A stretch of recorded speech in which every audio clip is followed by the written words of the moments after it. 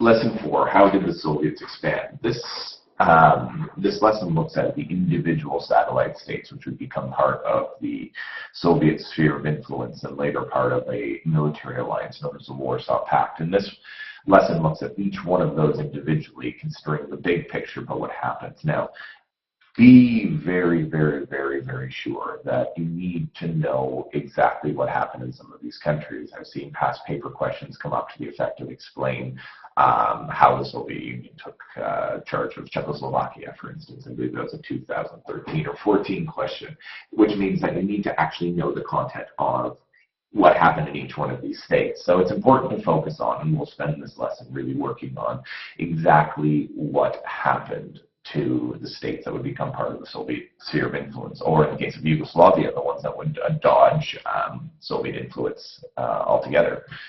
Now, the Soviet formula is remarkably consistent. The Red Army, of course, defeats the Nazis, pushes the Nazis out of areas controlled by the Nazis, and they remain in occupation in those countries, establishing communist governments, which had almost no freedom whatsoever from the close control of Joseph Stalin and the central office of the Communist Party in Moscow.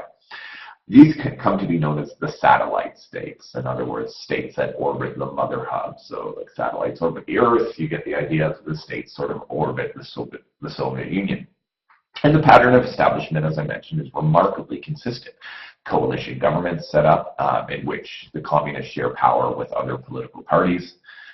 Backed by Stalin, the communists will eventually take over the civil service through how the country is run, the security, and very much the defense system, so that people are able to be crushed if they rise up or spied on internally.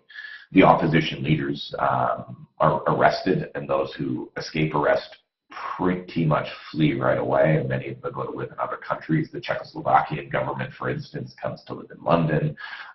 You get the idea. Elections were held, but these elections are generally always fixed. Either the ballot boxes are stuffed by the Soviets themselves, or the people who are voting are intimidated while going into the voting booth so that they effectively know which way to vote. And once the elections were held, of course, naturally yielding a communist win, the quote-unquote the people's democracy is set up. In other words, a communist government chosen by the people, which will be far from run by the people or democratic. The nature of this is actually given a name by the leader of Hungarian's Communist Party. His name is Matthias Rákosi, and a guy we'll talk about quite extensively when we look at the Hungarian Revolution. Rákosi describes this process as slicing salami, so the gradually getting rid of the salami bit by bit. And in this way, Russia basically gains control of all over Eastern Europe. And this comes to be known, and this process comes to be known as the cartoon adequately dictates, as he slices with the hammer and sickle of the Communist Party salami tactics. So let's move on now to with the different individual states. We're going to look at a combination of two states, and that's southeastern part of Europe. The first one is Bulgaria, the second one Yugoslavia. Bulgaria, occupied by the Soviets in 1945 as the Nazis retreat. Of course, Bulgaria had allied itself with Nazi Germany, so it wasn't necessarily going to receive a very good treatment, let's say, from the Soviet Union. Effectively here, instead of worrying about the niceties of it, a communist government is set up almost right. A communist-dominated government is set up also right away. People's elections are held in November 1945. These are entirely rigged, and they lead to a communist victory, after which the first object of the Bulgarian Communist Party and the first law they pass is that all other parties are illegal. Therefore, the People's Democracy of Bulgaria actually has absolutely no competition. The Communist Party will remain in power in Bulgaria until the late 80s, actually, I believe it's 1990. In Yugoslavia, interestingly enough, there's quite a little bit of a different story. A communist resistance had fought within Yugoslavia bravely against the Germans during the war, and it was led by a guy named Marshal Tito, who was quite a famous freedom fighter, if you will, in that area of the Slavic states, the Balkans. Tito is elected president after the war, and it's quite interesting. The Soviets initially believed that Tito will be on their side, they'll be able to control Tito, but Tito, because he had developed such a cachet and actually had developed through fighting the Nazis as a resistance fighter, quite an effective military force, he had no intention of taking orders from Stalin. Stalin expels him from an organization known as Cominform. I'll come to that a little bit later on. And the communist countries apply direct economic sanctions against Yugoslavia. Then, of course, they turn to the West, and they're supported by the Americans, et cetera, et cetera. So Yugoslavia actually, interestingly enough, becomes free of the communist rule. And I think this is a little bit of pragmatism on the part of the Soviet Union. Really, when you look at it, the Balkans have been entirely problematic, and they are still problematic. They were problematic up through the 1930s, and during the Nazi occupation, of course, they fought back extremely hard against having the Germans occupy them. But don't forget that the Balkans had been a major problem for the Austro-Hungarians. Of course, it was in the Balkans, in what is Yugoslavia,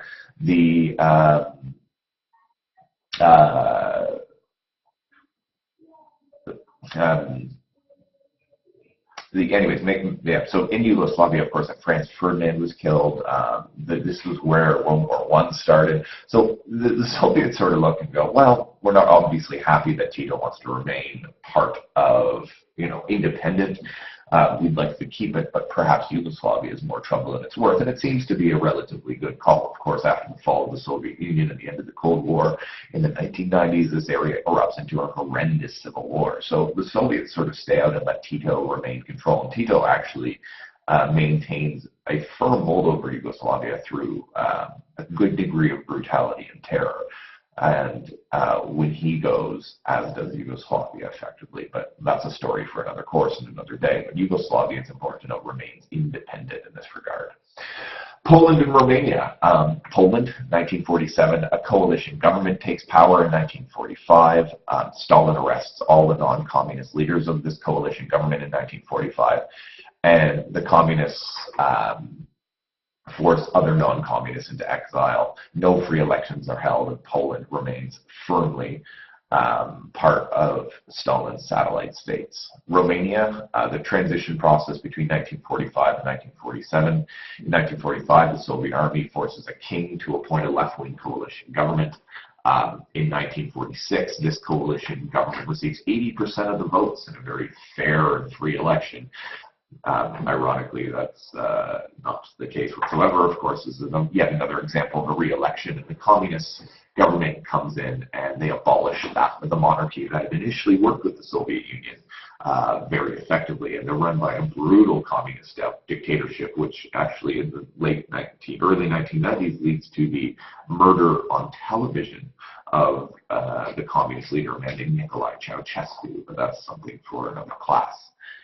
Hungary is an interesting case, and an important one at that. So Hungary was invaded by the Russians in 1945. They had allied itself with the Nazis, and the Russians used that as an excuse to continue into Hungary. And the Allies sort of agree that the Russian troops can stay there, and this is some of their sort of bickering towards the end of the war. Stalin allows elections in Hungary, and the non-communists actually win a big majority. So Hungary doesn't seem to be wanting to play along here. However, some communists were elected. The biggest and most important person was the man I mentioned earlier, the man who coined salami tactics, that of the pro-Russian Matthias Rákosi. But Rákosi is now in government, and he starts demanding that the groups that oppose him should be banned. And if these groups that oppose Rákosi aren't banned, he begins to hint that the Russians would take over their country. Rákosi gets control of the police and starts to arrest his opponents as the fear of the Russians looms large. He sets up a brutal and sinister secret police unit that will impress Hungarians to an incredible degree.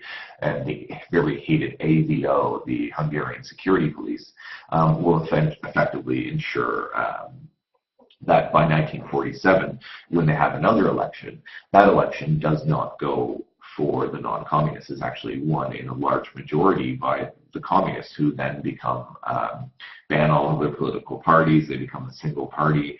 They imprison their opposition from this point forward, those that don't flee. They even begin to attack the church leaders, because the church, the Roman Catholic Church, was a very influential institution in Hungary, and many famous and important religious leaders were also imprisoned as a way of ensuring that Rákosi and the Communist Party, working for Moscow, gained control. Czechoslovakia, the communists had really good support in Czechoslovakia, and by 1947 they were the largest party in the coalition government, and it wasn't necessarily so contentious here as it was in Hungary. However, when the communists show interest in receiving Marshall Plan aid from America, and this is something we'll come to, the Americans gave the European countries quite a lot of aid. The Soviet Union used that as an excuse to seize control of Czechoslovakia. In 1948, again, all other parties but the Communist Party was banned, and this made Czechoslovakia a one-party communist state. Of course, the rigged elections that these Communist Party won go a long way to helping that, and really the situation repeats itself. So Czechoslovakia goes from sort of a large supporter of the Communist Party, but sort of when it sort of fades towards the west, the communists again crack down, rigged elections, and all other parties are banned. Same thing.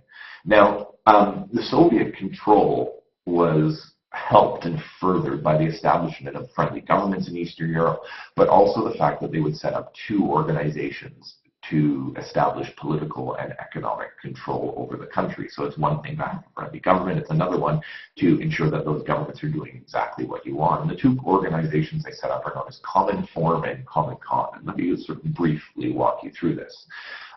Cominform, known as the Communist Information Bureau, was set up and established in October 1947, once a lot of these states in Eastern Europe had made their transition, if you will, to the communist side. And this was an organization which would coordinate the work of the communist parties in Eastern Europe. In other words, tell them what to do.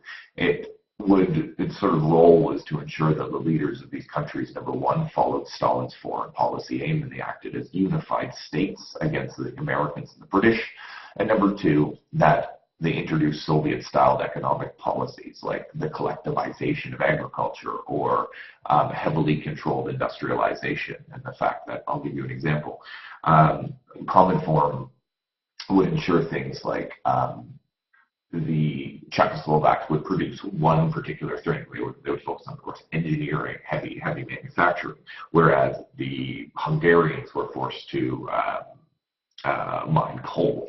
And this sort of central coordination was in large part the work of Cominform.